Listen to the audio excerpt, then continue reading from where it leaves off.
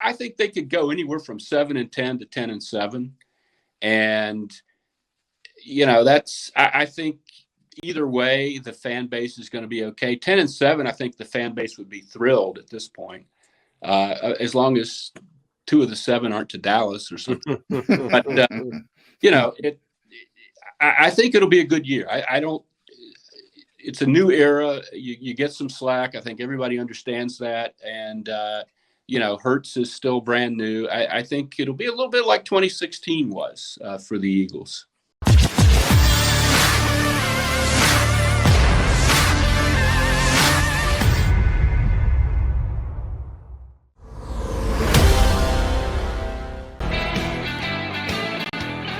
It is a Football Friday here on Birds 365. The Mac guys, John McMullen, Jody McDonald here with you, and we've got added intelligence today. Joining us here on Birds 365 is from the Daily News, Eagles beat writer Les Bowen. Les, looking good today. How are you, bud? I'm great, fellas. How are you? Doing well, Les. I love the T-shirt, the All Juice team. Yeah, it's actually a tribute to sports writer who passed away. John knows this. Therese Taylor in Kansas City, a young guy who died suddenly back during the winter. It was something that he did, his All Juice team, and they sold these T-shirts to raise money for a scholarship at Howard University in his name. Yeah, nice little tribute, and as Les said, good cause as well. So. Well done, Les Bowen, from that standpoint, and also well done from your trip down to Louisiana. And Les did a deep dive into Jody's favorite player in the world, Devonta Smith. You got to look into his background, talk to some family members. First of all, what is the name of the city? How do we pronounce it? Apparently, they call it Amite, which, it's Amite, which I would never think Amite, but Louisiana is weird in that way. What really happened there was I was already going to Louisiana. I have a son, Dan Bowen, my younger son, if you're keeping score at home, who was getting his master's from LSU that weekend. And draft night, when they did draft Devonta, when I got done work, I started looking, at stuff, and I thought, wonder where that is in Louisiana. It turns out it's about an hour's drive east of Baton Rouge. So then I changed my travel plans, stayed an extra couple days after my wife went home, and got to go to Amite. And it was a good thing to do. I've enjoyed. We used to do a lot more of those kind of, how newspaper business has been, or the media company business has been. 15 years ago, there was a lot more money, and we did things like this routinely. Right. If the Eagles drafted a guy, I did a huge Kevin Cobb piece once, going down hometown in Texas, which didn't turn out to be all that useful in the long run. They thought it was going to be useful. That's all that matters, Les. They thought it was going to be really useful. Yes. But I did enjoy the piece. Everybody should check it out at Inquirer.com. I think, some of the things about Devonta Smith that sort of jump out at me is his maturity, and I think you got to get to the core of that. Yeah, it's really interesting.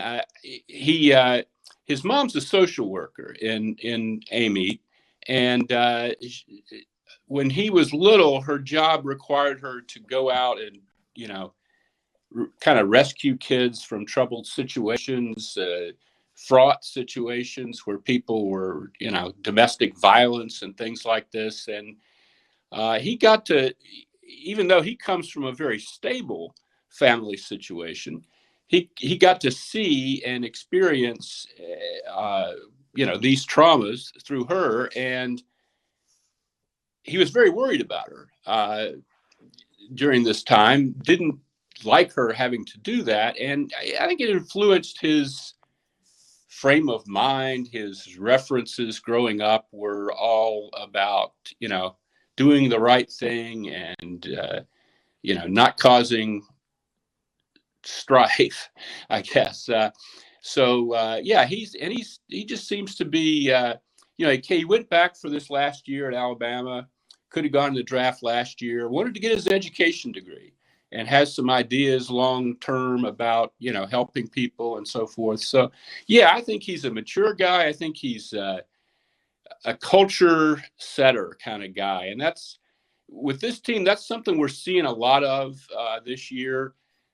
They know that the guys that have been the leaders for many years are kind of aging out. They're all over 30. The Jason Kelce's, the Brandon Graham's, the Fletcher Cox's, Brandon Brooks, Lane Johnson. They need a new group that's going to really take over the locker room eventually, and be the people that really, are the heart and soul of the team. And I think Devonta is one of those guys. Don't say over 30 around Fletcher Cox. He'll get annoyed. He is I'm just not in 30. my 30s. He's not in his 30s. He's just 30 years old. Do math a lot different now. Yes. One more Amit question before we get to Devonta and everything you guys were able to get out of the people that the Eagles made available yesterday. If it's only an hour out of Baton Rouge, and I've got family down in Baton Rouge, my brother-in-law is a LSU alum, still season ticket holder, lives and dies with the Tigers. How'd they let him get out of town? How's he end up in Alabama and not an hour away in Baton Rouge? Well, that's an interesting story, Jody. There's this guy, Vincent Sanders, who was a barber in Amite.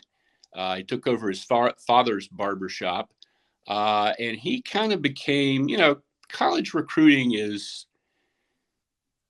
an interesting place these days. A lot going on. Vincent Sanders kind of became a conduit. He started taking kids to camps. And Amite's kind of out in the country. It's a small high school. There are several small high schools around it, not necessarily the hub of college recruiting.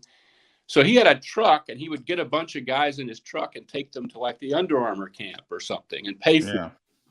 So he became like a power broker, and he developed a close relationship with Alabama. And they had several guys from that area go to Alabama.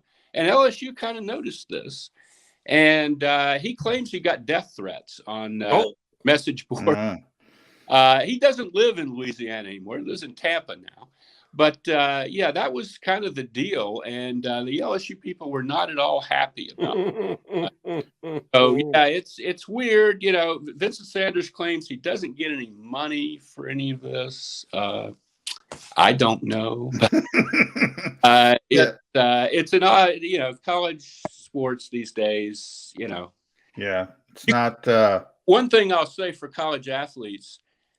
So in doing this story, I was Googling Devonta Smith one-handed catch, because there's this picture of him one-handed catch against LSU where you can see his dad standing in the bleachers behind his arm. I was looking for that.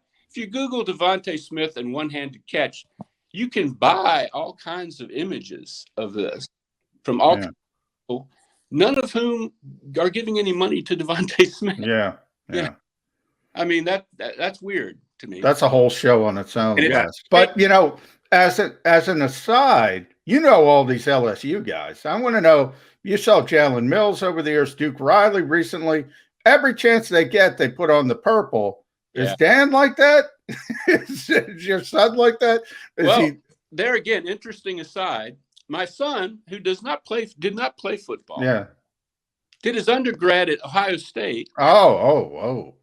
And then did his graduate work at LSU. He likes to say that he sort of plowed the way for Joe Burrow.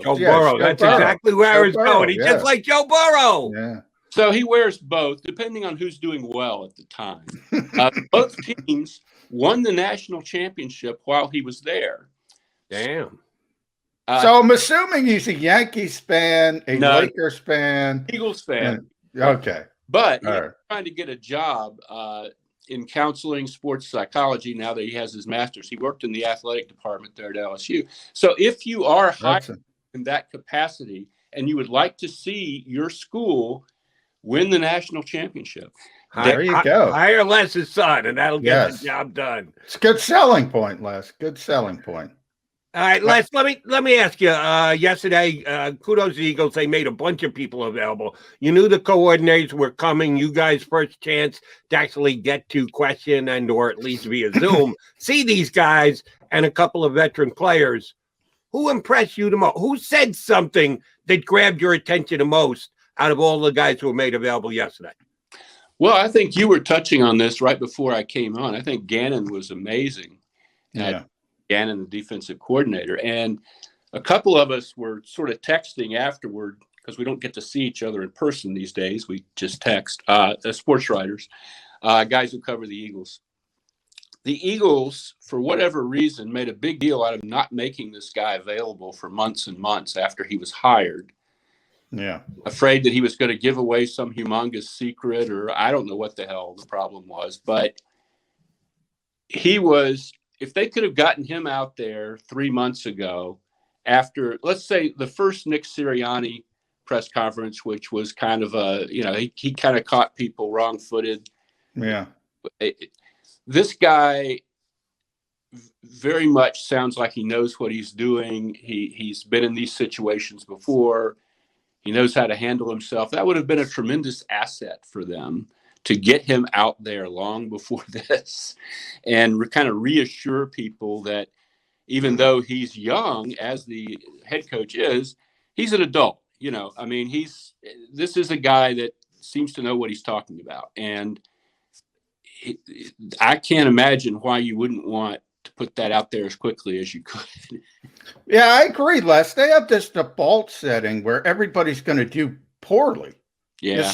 Some guys handle it well.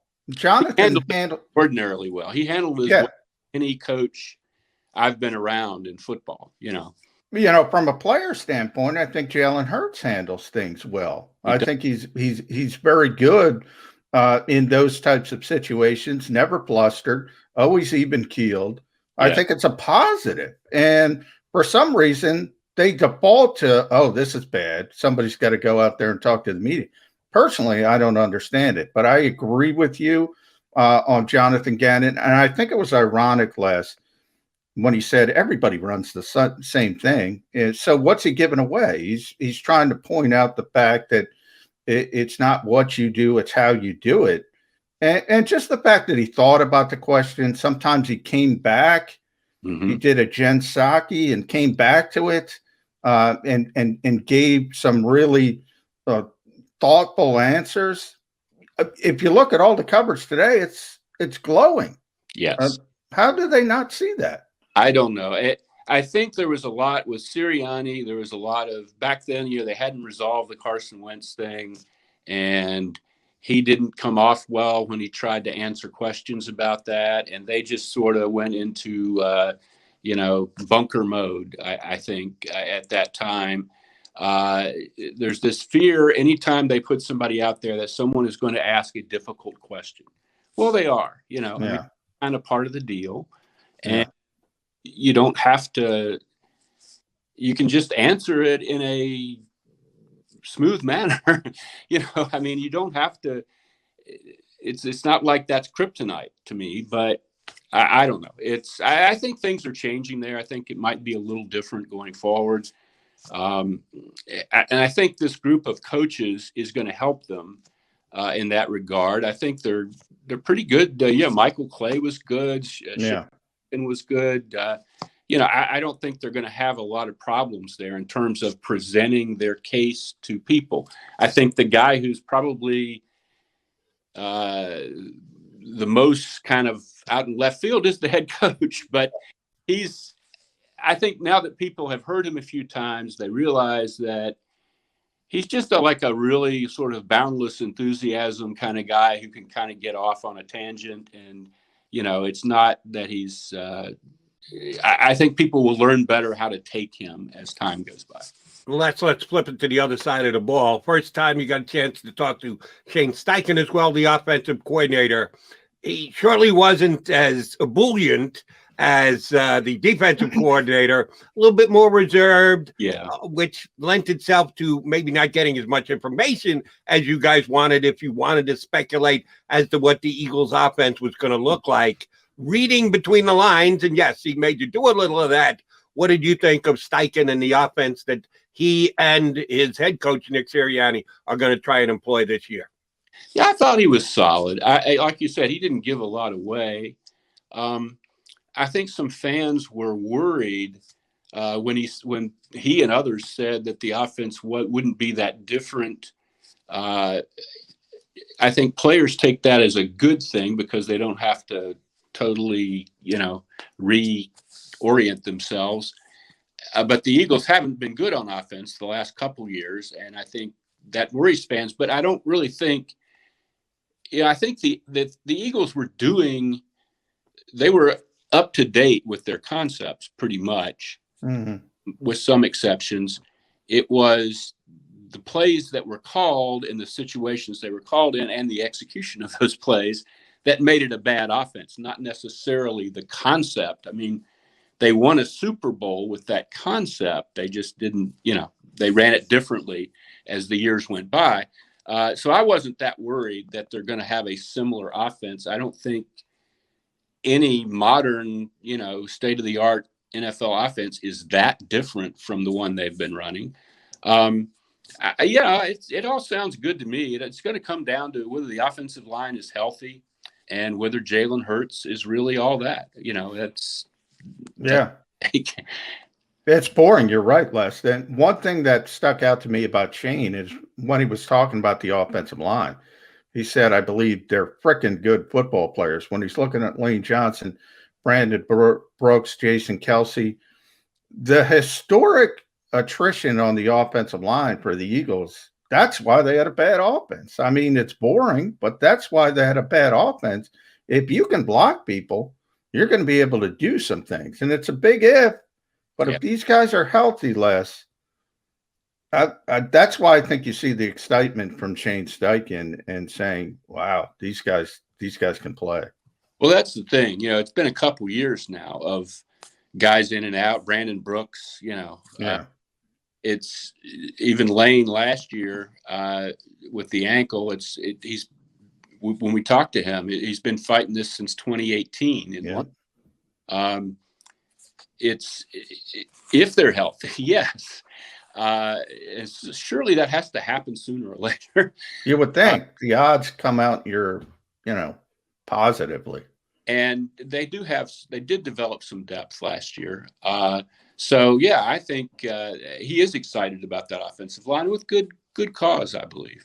Let's stay on the offensive line. We asked this basically of seems like every guest we've had on in the last 2 weeks. We had a couple former offensive linemen as guests, which kind of lent it to it. But left tackle position, you've got Andre Dillard, who was not only a first-round draft pick, but a trade up for first-round draft pick. The Eagles made a pretty big commitment to.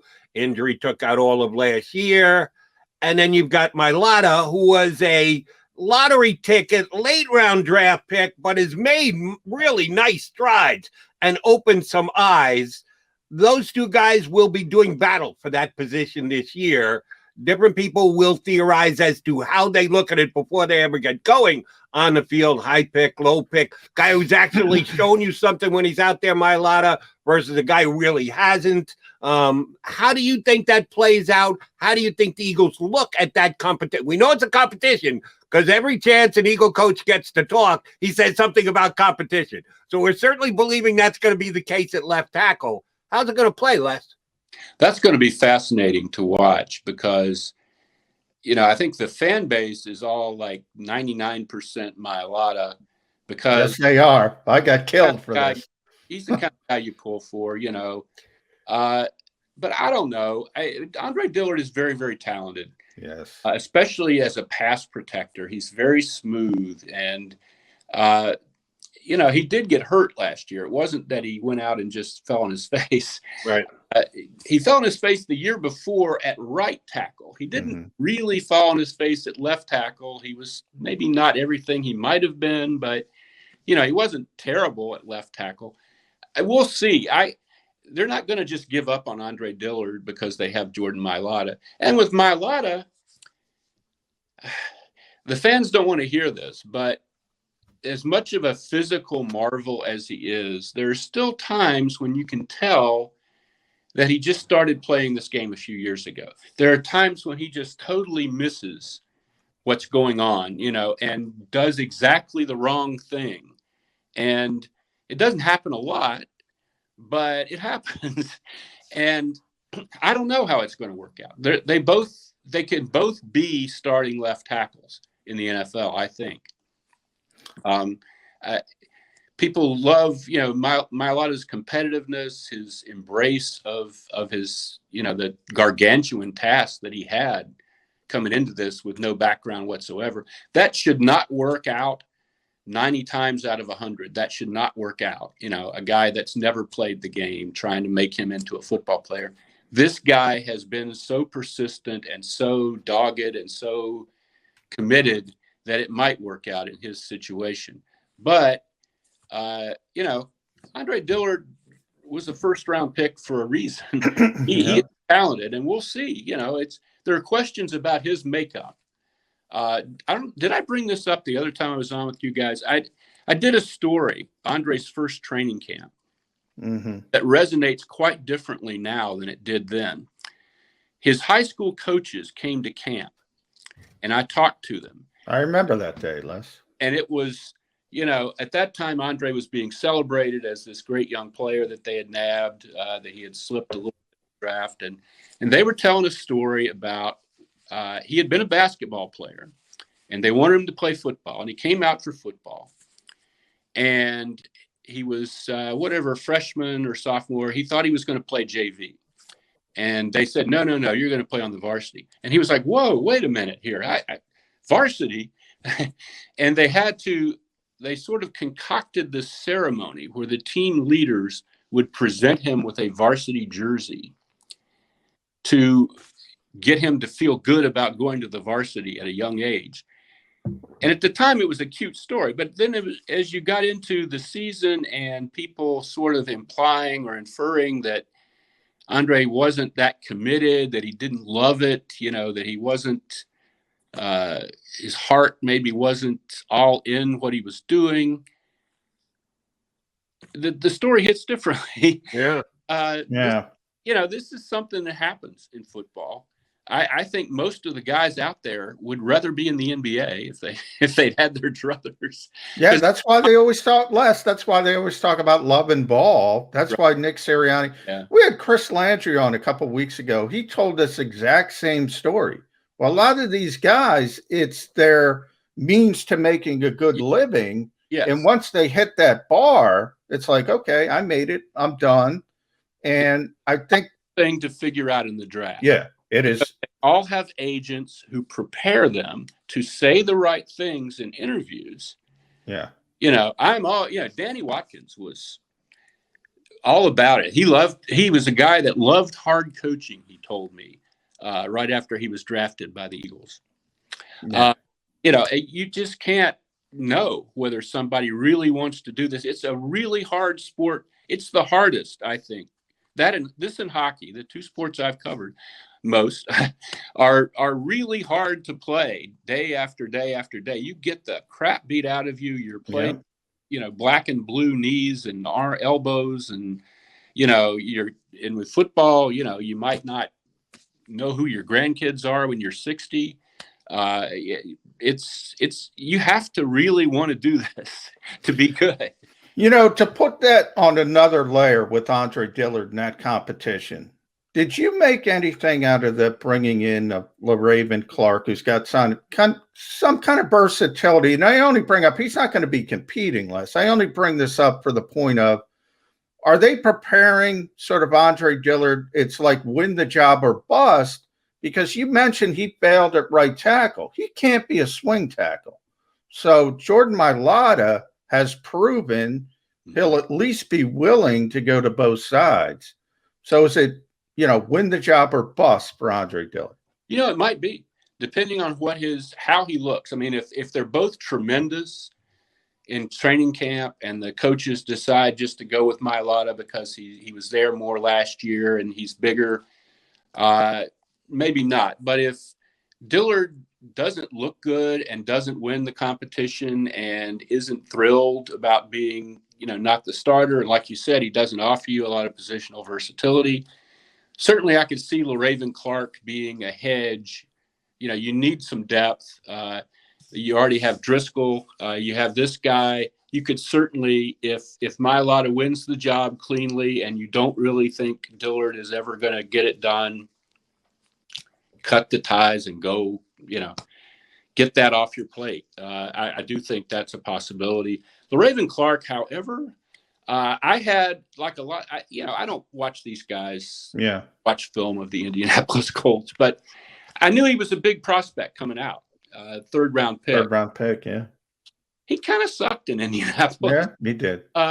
He had a whole year. I kept looking for 2019 in his stats, and I couldn't find anything about an injury. Was he hurt? What? He had a whole year where they just didn't put him in a game. The dreaded healthy scratch, to use the hockey term. They activated him and didn't move him off the bench, even to block for an extra point or something. So I don't know, is LaRaven Clark going to make the team? No, most likely. Yeah. I just thought it was interesting for that aspect. Like, are they hedging? He's obviously a backup player if he makes the team, but it is interesting when you think about the dichotomy of Jordan Mailata versus Andre Dillard. Absolutely. And one has versatility, one doesn't.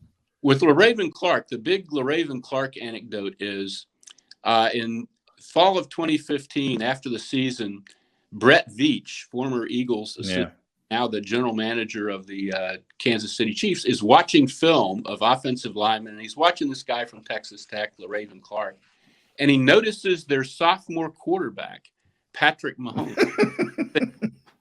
Damn. Look at that guy. Imagine going in to look at LaRaven Clark and you come out with Patrick Mahomes. Yeah. So they did not draft LaRaven Clark, but a year later, they drafted Patrick Mahomes. that worked out pretty well for them. All right, I'm going to ask this question, Les, and then I'm surely going to have a follow-up. There's a reason that I'm asking it the way that I'm asking it. I need you to look into your football crystal ball and do a little predicting for us for this upcoming Eagle season. Give me in order the individuals that will catch the most touchdown passes for the Philadelphia Eagles this upcoming season. Yikes. It's a tough one, Jody. It sure I know. But Les is up to it. I got faith in him. This is something I've given no thought to whatsoever. None whatsoever. That means it's a great question by me. Thank you very much. Well, Devonta Smith is I know rookie receivers don't always have, incredible stats. I think he's going to have incredible stats. I think he's going to be all that. I think Dallas Goedert with no Ertz, we assume, is going to really have a big year if he's healthy. Rager, I don't know about Rager yet. That's an interesting question. He could be third. Miles Sanders could catch a lot of passes this year. Will they be touchdown passes? I don't know. Williams, the rookie running back, is going to catch passes. Again, will it be in the red zone? I'm not sure. But those are some ideas there. Who else could be a great red zone target? I think Jody's leading me down the Greg Ward path. Oh, that's exactly what I'm doing. You went 5 deep. You never mentioned Greg Ward, who, because Les is a smart man. In case you need to look it up, led the Philadelphia Eagles in touchdown receptions last year. And know what? He's an afterthought. He's just, hey, all right, Slot, we got to get him on the field. Hey, not going to overplay, not going to overshow him, because then you'll see the shortcomings in his game. Yeah. All the guy does is catch balls and produce. I think all right, we know he doesn't get yak. He doesn't go yards. Will tell you they want to get better at that position. Yeah. They want to get better. Jody, I love Greg Ward. I mean, we all do. He's a college quarterback. He's a smart guy. I hope he's on the team. On every bad NBA team, there's a guy who averages 22 points a game. Boy, Les is smart. Boy. A great player. It's because he's the best scorer on that really horrible team. Yes. He spread Carter on the 1973 Sixers. That's my comparison. That's a very good comparison. It will be a bad thing for the Eagles if Greg Ward is more than like the 4th receiver on this team. I mean, I hope he is the fourth receiver. I hope he has a nice year and makes money and, all that stuff. But if they're really depending on Greg Ward, they're behind, frankly. He's a great guy. He is not that talented. He does catch the ball. You're right. Yeah. I do want to shift. We started with Jonathan Gannon. A couple more minutes. Sorry for taking all this time from you, Les, but that's okay. Defensively, the back seven that Jonathan Gannon has to work with, still a concern for me. Yeah. Do you think they made a small move at cornerback? Do you think more is to come? And what do you think of the Ryan Kerrigan move? I mean, is that an indication that this team is falling down sort of that same path and saying, maybe we can compete in this division? Yeah. Let's bring in a veteran guy. I'll take the Kerrigan move first. That didn't bother me at all. If you really looked at all the shuffling they've done, they didn't have 4 pass rushers that you knew were going to be the team. Their fourth guy was going to be a 6th-round rookie or, Joe Osman or something like that. You can't really rely on that. With Kerrigan, yes, it's a 1-year. He's not going to be part of the next Eagles Super Bowl team in 2 or 3 years, but he's such a leader and such an effort guy that he can help the guys that are going to be here. I just don't, if they were going to bring in Ryan Kerrigan and play him 90% of the snaps, that would not be good. But I think he's here as the 3rd or 4th guy in a rotation. And I think he can still handle that. In Washington they drafted defensive ends in the first round 2 years in a row. And, he was still productive in the limited time that he got last year. So, yeah, I'll take Ryan Kerrigan. The corner thing is tougher. I wish they could find a Ryan Kerrigan out there somewhere on the market. There's still that Nelson guy from the Steelers. I would guess he wants real money. They don't have hardly any money until after June 1st, when the 2 designations that they've declared, Alshon Jeffrey and was it Deshaun? Malik Jackson. Malik, the other Jack. Okay. Yeah. Those 2 go on, they get the cap relief from that, and presumably they do something with Ertz. Then they might have the money to do something at corner. I really think they need to. I don't see how they compete at the corner opposite Darius Slay right now. I'm just going to remind both of you 2 guys that after his 3rd year. We lost Jody. We froze up. I think he was going to give us another Greg Ward. He loves Greg Ward, Les. He loves Greg Ward. I love him personally. Yeah. I've said the same thing you. I root for the guy. I hope he has a great year, but it's pretty clear the Eagles want to get better at that position, and they should. Yeah, Greg doesn't offer you a whole lot in terms of route running or, speed or, he's a guy with hands who's not real big. But I do like him, and I hope he's on the team. Yeah. Both of you guys are underselling him, but that's okay. What do I know about football? I don't know anything about football. Right. Let me get this out of you, Les. We know that the National Football League negotiated with the Players Union how this offseason is playing out. Although they announced it individually per team, it was a bigger and more massive negotiation. The fact that there are no mandatory workouts, none. There is no mandatory camp. Everything is optional, but all the teams are getting significant turnouts. That 80, 75, 80 players are showing up. Certain veterans with certain teams that are already entrenched know that, all right, I don't have to show because I know that I'm going to get my snaps because of my contract, because of what I've already seen. But it seems like most teams. Yeah, well, Jody's having troubles, Les, but he's obviously going down the voluntary work. And the process, how I take it is, the league itself is obviously negotiating with the union, but they don't want to put a period on it for whatever reason. But my thought process, and I want to get your thoughts, is once it's gone, it's not coming back. I mean, once the players say no minicamp, we're not going to have minicamp next year. Am I wrong? No, you're not wrong. John, I see this as the NFLPA to get a labor agreement done last year at the start of the pandemic. They agreed to that 17th game. Yeah. That was massively unpopular with the veteran players, particularly the ones that make money and, are entrenched in the league. They really didn't want that. The union is trying to make amends or sort of, what am I trying to say? Ameliorate that by really coming in hard on the OTAs and here's what we're doing for you. We're going to make it so you don't have to do this and you don't have to. It's all having to do with that 17th game.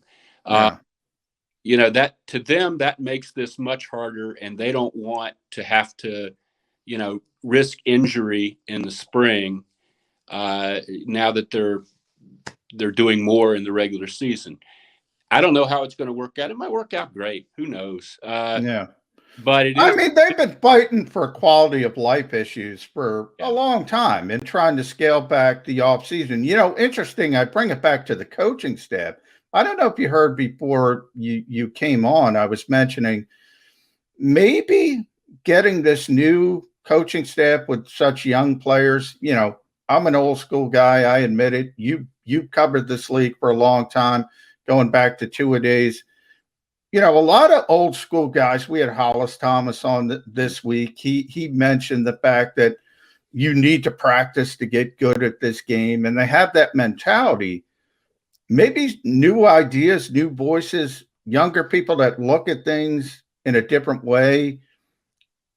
Just say, okay, these are the rules. Let me maximize my time. Whereas the old school coaching staff might lament, I don't have this time. What am I going to do? Do you see any of that?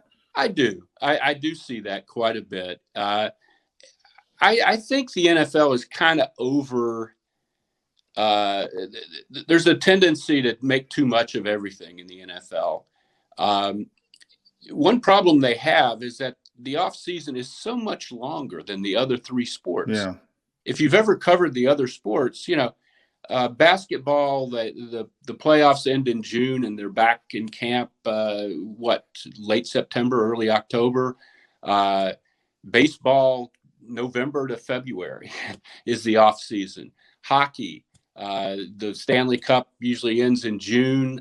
They're back in camp in September. This is the only sport where you go from like February to September, really most of the year without half the year anyway, without any games. And I think the NFL has kind of built up this off-season thing as a huge deal. I'm not sure it is. It is if you have new systems like the Eagles do, and if you have a lot of young players. But for the veterans, this has always been just drudgery. They're only out there in the spring to try to help the young guys, so that the drills aren't chaos, so that, they can line up 11 people and have everybody in the right spot and have a veteran say, no, you stand there. That's their only purpose in being on the field.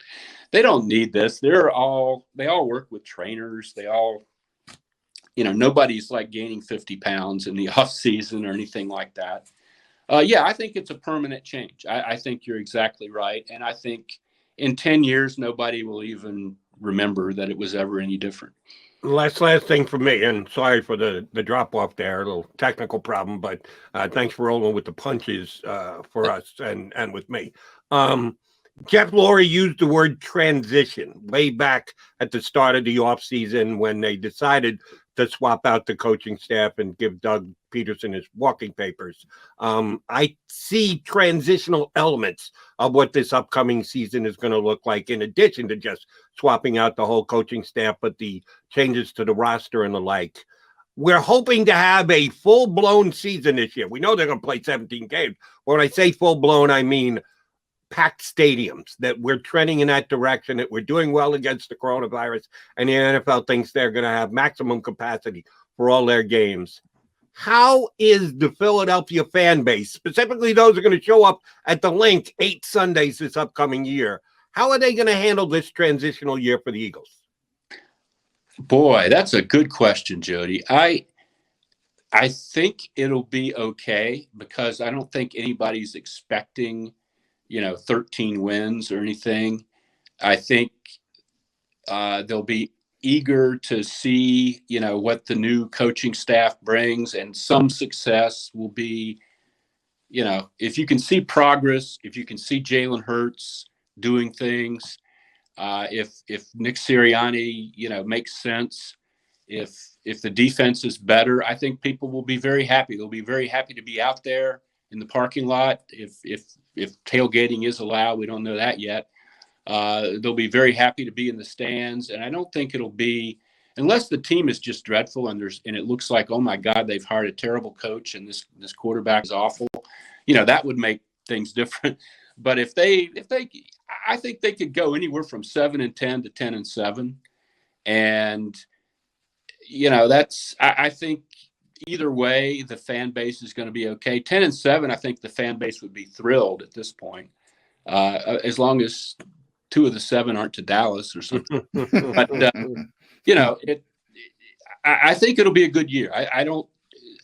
It's a new era. You get some slack. I think everybody understands that. And, Hurts is still brand new. I think it'll be a little bit like 2016 was for the Eagles.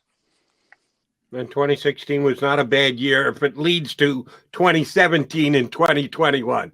That's great stuff. Again, I'm sorry for dropping off. You stayed steady the whole time. You always do, my friend. Thank you for coming on. We'll be tapping into you again soon enough.